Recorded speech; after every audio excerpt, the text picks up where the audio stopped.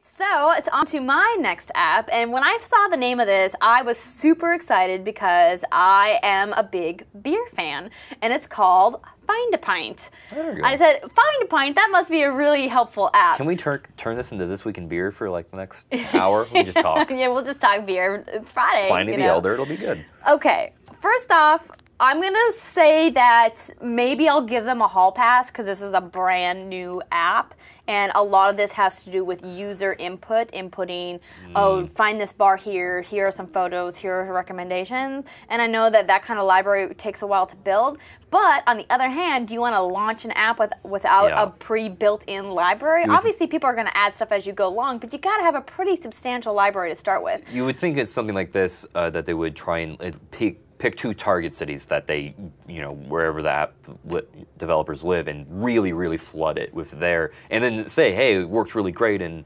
Austin and Los Angeles, but if you're in New York, come fill us out. So it seems a little odd that it'd be so sparse. Right. So what I did is, this is the front page. There's no welcome screen, which I'm kind of disappointed in. And so you're kind of like, well, what do I do? So you have to punch around on some buttons. There's a little cat down here in the corner. You can't see, there it is, that you touch on.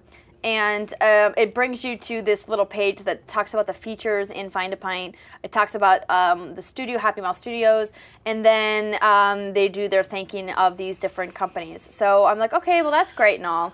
And then this down here, the cog wheel lets you do Twitter, Foursquare, and Facebook login, which of course is pretty much integral to all mobile apps these days, it seems.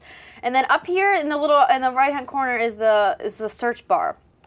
So you can use your current location, or you can type something in. So let's say we'll just type in Los Angeles, since that's where we're located, and that's a pretty big area. And we should be able to find some good stuff.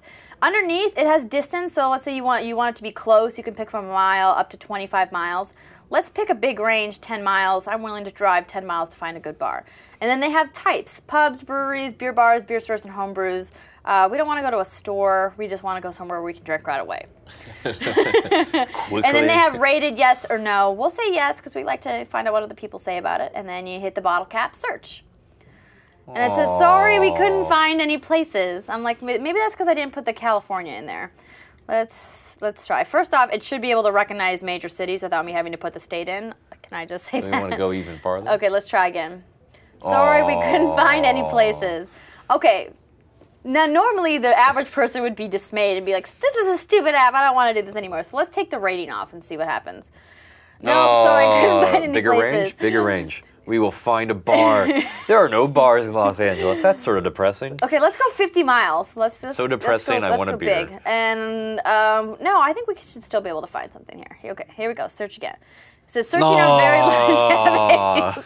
You know what's interesting though is that I typed in my college town, Minneapolis, where I went to the University of Minnesota, because I was like, let me pick a different city and see maybe if they have something in a different city.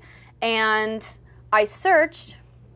Oh, it says, please be patient, searching a very large database, parsing your search results. You drink more out there in Minnesota. Oh, yes, we do. We're the number in Minnesota is the second highest binge drinking state in the country, right under Wisconsin. No, third highest. It's Wisconsin, then North Dakota, then Minnesota. It's not a coincidence, all those states are together. Okay, so this actually gives you a pretty good listing. But when you look at the map, like when you zoom in, can I zoom in? Yes. When you zoom in on the map, now clearly there's 1, 2, 3, 4, 5, 6, 7 bars listed here. And this is downtown Minneapolis. If you have ever been to downtown Minneapolis or you live in Minneapolis, you know that there's about 100 bars in downtown Minneapolis. Over here is the warehouse district.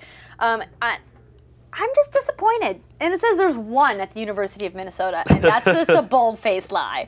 So this is really disappointing. I really wanted to like this app, and maybe in a couple of months down the road, they will be able to build their library, but right now it's really disappointing. I'm sad. I want to find a pint, and they won't help me. So on a database that is not a want of information,